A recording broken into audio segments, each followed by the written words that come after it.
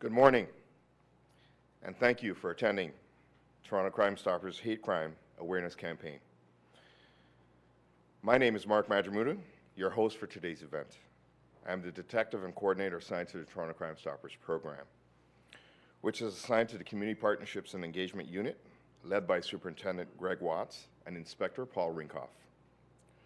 Before we continue, I'd like to take a minute to recognize this day, April 9th, known as Vimy Ridge Day, to commemorate the historical sacrifices that were made by so many. I'd like to take this time to recognize some of our honored guests who will be sharing their remarks with you.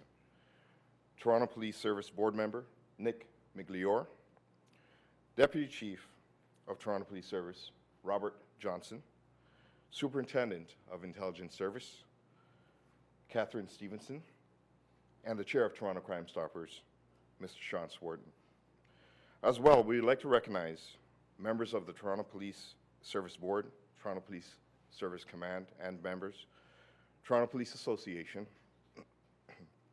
the Toronto Crime Stoppers Board and team, our policing partners, members of the community and our stakeholders, and of course you, the media.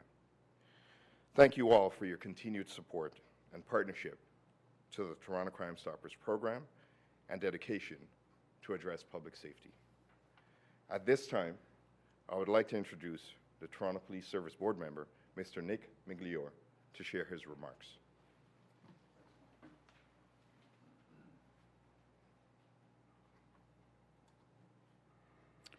Good morning. Deputy Chief Johnson, Superintendent Stephenson, Toronto Crime Stoppers Board, Sean Swarton, Chair, members of the media and community. On behalf of the Toronto Police Services Board Chair Ann Morgan, it is my honor to be here today, this media launch of a critically important and very topical hate crime awareness campaign. Today's event is being hosted by Toronto Crime Stoppers in collaboration with the board and the Toronto Police Service. It's a testament to the tremendous significance that we attach to this issue. We know that in recent months, as a result of the ongoing conflict in the Middle East, we have seen a significant and very alarming increase in hate crime, and in particular anti-Semitic, anti-Muslim hate crimes across Toronto. The board is very much in support of Chief Demkew, who has repeatedly stated that hateful behavior, criminality, will categorically not be tolerated in the city. The service will pursue any alleged or suspected cases of hate crime and violence. As he has forcibly expressed, and the board very much concurs, hatred will have no place in the city. This is a principle of paramount priority, and indeed the theme of today's event. Hate crimes weigh heavily on the entire communities. It's one that resonates profoundly. The impact of hate crimes in our communities is powerful, destructive, and deep. We know that the impact of crime motivated by hate is significant, far-reaching, extending far beyond physical and emotional trauma suffered by the victim, affecting members of the community, being targeted, and beyond. The Toronto Police Service and the Hate Crime Unit will aggressively pursue any alleged or suspected incidents of hate crime or hate-motivated behavior in the city. We support the Chief's deployment of additional resources for the Toronto Police Service's Hate Crime Unit, which investigates hate-motivated crime to bring those responsible to justice. And we call on members of the public to bring hate crimes to light. The more eyes and ears that we have in the community to report hate crimes, the better position we're able to deter and eliminate all acts of expressions and hate crime in our communities. Residents are encouraged to report any allegations of hate-motivated incidents to the police for investigation. And of course, should you have information and you wish to report anonymously, we ask you to call Crime Stoppers. We know that the key to truly safer communities is an ongoing and meaningful partnership between public and police. We encourage this as this is of paramount importance. While the scourge of rising hate crimes represents significant public safety challenge, I have faith in Chief Dempue and our police service to aggressively expose and pursue any suspected incidents of hate-motivated behavior and Torontonians to call out hate wherever they see it. Thank you.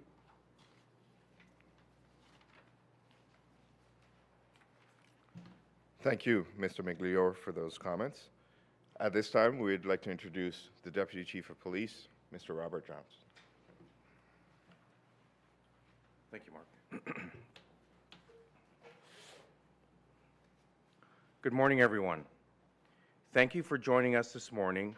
I am pleased to be here today to speak about this important campaign that encourages reporting of hate crimes while also bringing awareness to the devastating impact hate crimes can have on our communities. We are pleased to be collaborating with the Toronto Crime Stoppers and the Toronto Police Services Board on this campaign. As you have heard on many occasions, the alarming increase of hate crimes in our city, which prides itself on its diversity, is unprecedented. There was a global rise in hate crimes in 2022 and 2023, and a similar trend also continues to be experienced right here in Toronto. Since October the 7th, service members have attended approximately 941 hate crime calls for service, and there have been 216 hate crime occurrences, resulting in 72 arrests and 182 charges related to those hate crime occurrences. We are attending an average of 155 hate crime calls for service a month.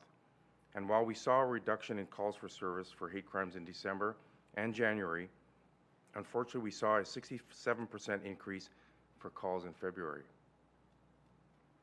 Of the reported hate crimes so far in 2024, over half are anti-Semitic, and last month was the highest number of anti-Semitic occurrences for the past 3 years. The second highest bias category this year is that of the 2S LGBTQI+ hate crime, followed by anti-Black. These categories are followed by anti-Muslim, anti-Arab, anti-Palestinian hate crimes. It is important for us to highlight the underreporting of hate crimes. While underreporting of all categories of hate is a concern, I know from speaking with people in our communities that Islamophobia is a significant concern, and given our statistics, I'm concerned about the substantial underreporting in this area. We have had 5 reports this year, which is not at all reflective of what we're hearing in conversation with members of our Muslim communities. We continue to engage with our communities whenever we can, and we are looking at ways to improve access to reporting incidents of hate. The impact of crime motivated by hate is far-reaching. It extends beyond the physical and emotional trauma suffered by the victim, affecting all members of the targeted community and beyond. This Crime Stoppers campaign, in addition to building awareness of the impact of hate-motivated crimes on entire communities, encourages people to report hate crimes and other forms of criminality. Concerned citizens who see something and say something, whether by calling the police or making an anonymous tip through Crime Stoppers, play an essential role in preventing and addressing crime in our city. We will continue to investigate each and every instance of hate, and we will continue to encourage all members of our neighborhoods and communities to report all incidences of hate. Thank you to the Toronto Crime Stoppers for their partnership, leadership, and continued support of our efforts to enhance public safety and to support stronger and safer communities.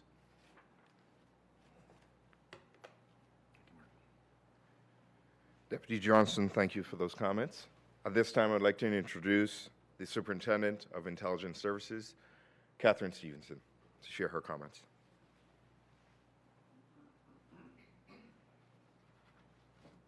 Thank you. Good morning. Today, I want to speak about the concerning rise in hate crime in Toronto, the proactive measures being taken by the Toronto Police Service, and the importance of community outreach and reporting. To start, I want to recognize Toronto's diversity, which is considered to be our greatest asset and is one of the foundations of our resiliency against hate. International conflicts have led to fears, tensions, and sometimes acts of discrimination and violence. Individuals who harbor prejudiced views feel emboldened or justified to express their biases. Hate knows no boundaries, and its effects extend beyond the immediate victims. Hate-motivated crimes have impact on a much larger than the singular offense, whether it be graffiti, harassment, or assault. Regardless of whether these incidents meet the legal threshold of hatred, the fact remains that hate is evolving in our communities and is very concerning to police. To better address the impact, we need a community to respond to these hate crimes. As the deputy mentioned, we have notable increase in hate crimes since October 7th. In response, TPS has implemented a number of measures. The Hate Crimes Unit has been expanded from 6 members to a team of 32, enhancing our ability to investigate and engage with the community. We have introduced several community outreach initiatives to encourage reporting, including the launch of hate-motivated graffiti intake form. The form is an online tool that provides the community an alternative method to reporting hate-motivated graffiti. Educational resources, including our hate crime video series and multilingual pamphlets, have been developed to raise awareness. We established command posts in areas experiencing an increase in hate crime, where police officers are accessible to the local community members and to answer questions. Community outreach is taking place in schools, businesses, places of worship to provide reassurance and increase comfort around reporting. We are providing education to government agencies, academics, media outlets, and community groups to promote hate crime awareness. And training has recently been provided to our parking enforcement officers, auxiliary officers, and communication services, ensuring that all of our members are able to identify hate and report it. The reporting of hate crimes is important for many reasons. It not only triggers an investigation, but allows us to identify trends, provide community support, address public safety concerns, and implement preventative measures. Hate crime data is also used to support data-driven deployments of officers to areas where the communities need us most. The reasons for underreporting are varied and include a lack of understanding of what constitutes a hate crime, feelings of shame, the fear of retribution, and the uncertainty about our justice system. This is why we will continue to build trust by working alongside our community partners to break down barriers and to develop relationships. In conclusion, we urge Toronto residents to report incidents of hate to the police, call our non-emergency line, submit an online hate-motivated graffiti intake form, or contact our partners at Toronto Crime Stoppers to report anonymously. Together, we can stand against hate in all forms. Thank you.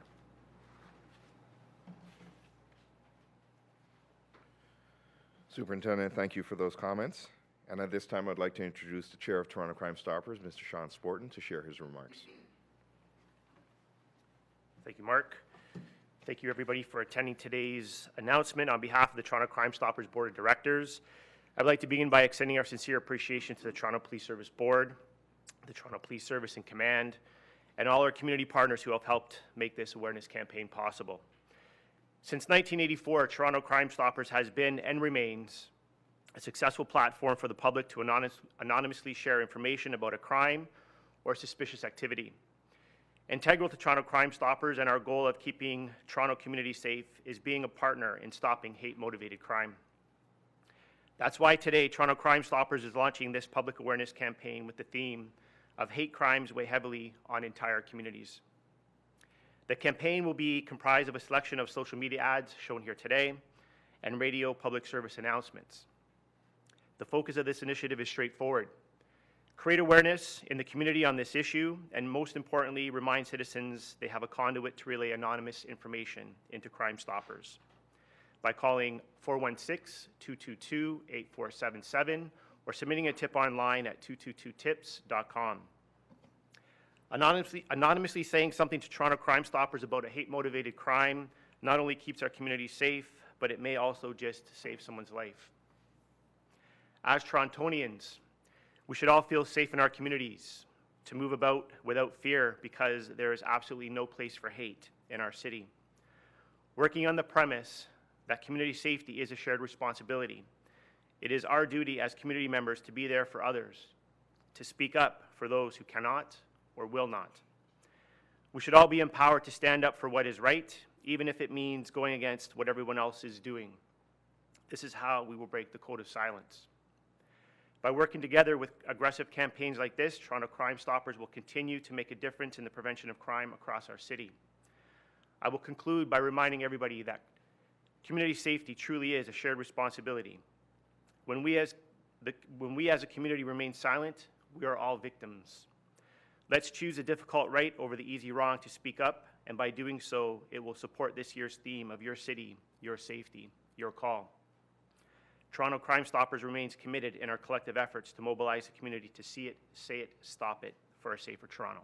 Thank you. Thank you. At this time, we would like to thank our honored guests for attending and sharing their remarks. We value their time, and we would like to open the floor to any questions you may have. If I may, can somebody address why you think there's underreporting among the Muslim community or the Arab community?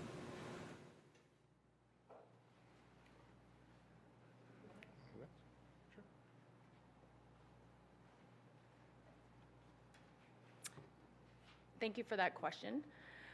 I think in a number of town halls and community events that we've been to, there may be, we think, some language barriers that may be in place, and also a feeling of perhaps mistrust in the justice system or the police.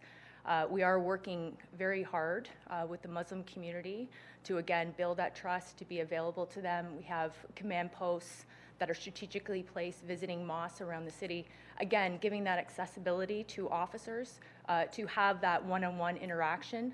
They may not call the police, but I think having a police officer in front of them gives them that opportunity to ask questions about what it looks like to report. And we will continue to put those efforts forward. And again, it's programs like this too, to give the Muslim community another option of reporting.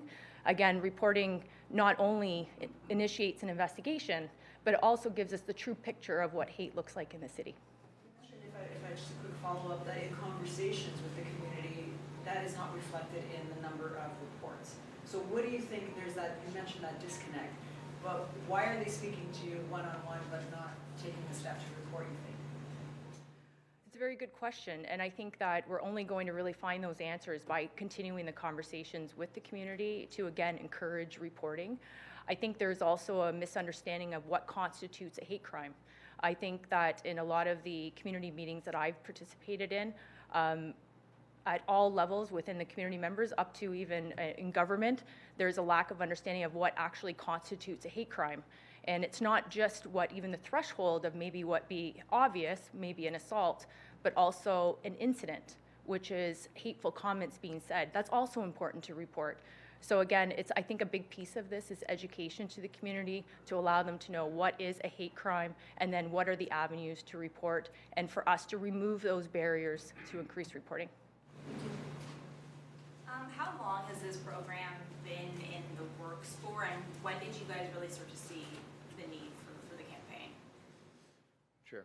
Yeah, great question. So with any campaign that Toronto Crime Stoppers does, it does take a lengthy time to do. We have to have a creative team develop the campaign and the messaging behind it. So this has been in the works for probably about the last 2.5 months.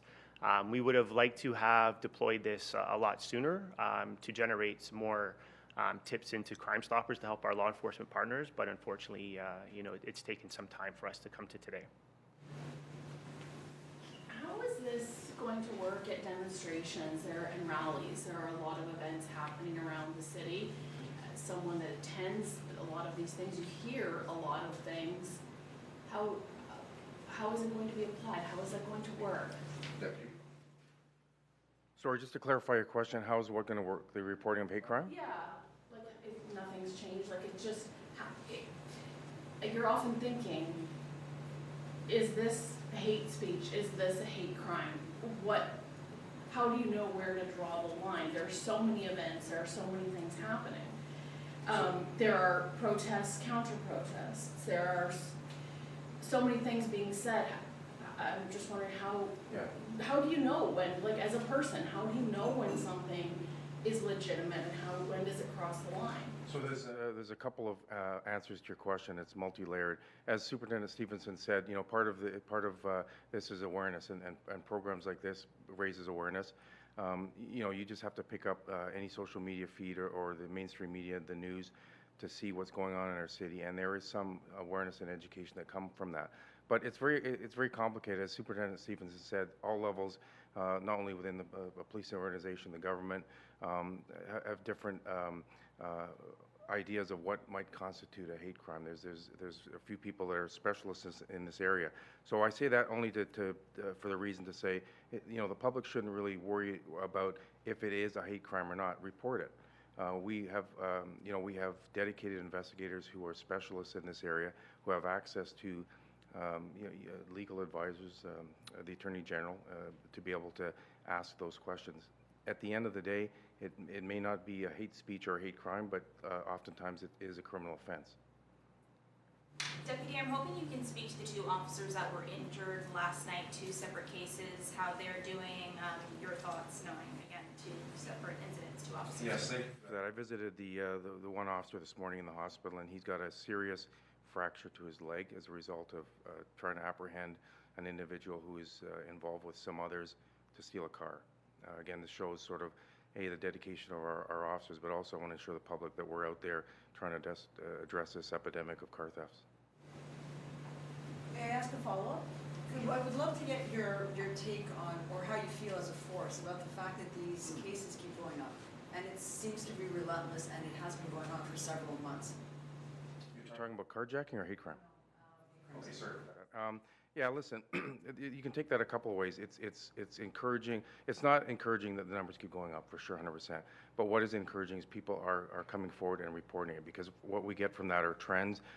We find out if it's, you know, same group of people that are perpetrating these crimes. And also, to the previous question that somebody had asked, it shows that there's some awareness out there that you know, people are concerned with this, and they're coming to the police with it. Finding that there's a smaller number of individuals who are responsible for the majority of the crimes?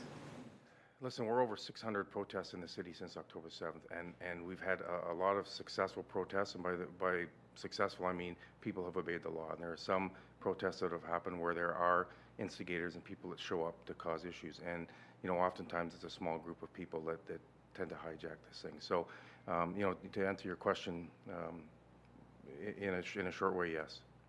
One more question?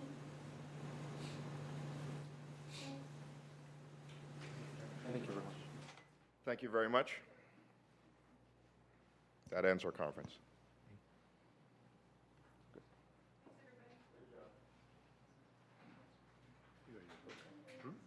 Yours, right? Yeah.